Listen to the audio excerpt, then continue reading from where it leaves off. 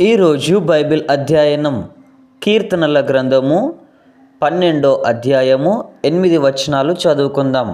ప్రార్థన. మిక్కిలి ప్రేమ కలిగిన దేవా, నీకు వందనాలయ్యా. చదువుతున్నటువంటి లేఖనాలను బట్టి నీకు స్తోత్రాలు నాయనా. జ్ఞానాన్ని దయచేయండి. ఆమేన్.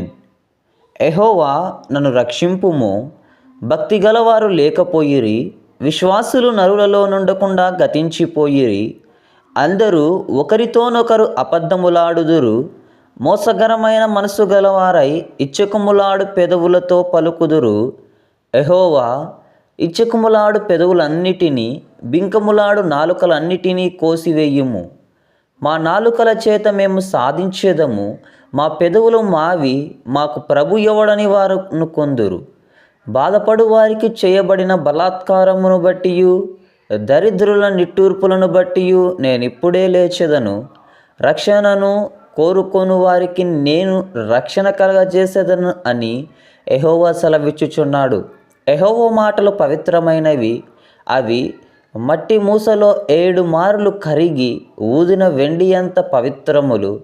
యెహోవా, నీవు దరిద్రులను కాపాడేదవు, ఈ తరము వారి చేతిలో నుండి వారిని నిత్యము రక్షించెదవు.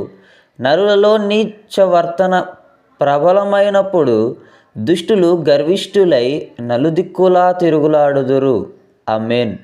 చివరి ప్రార్థన. మిక్కిలి ప్రేమ కలిగిన దేవా, నీకు స్తోత్రాలు నాయనా.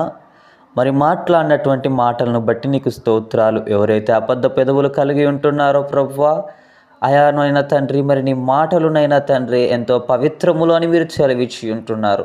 అందును బట్టి నీకు స్తోత్రాలు, వందనాలు. ఆమేన్.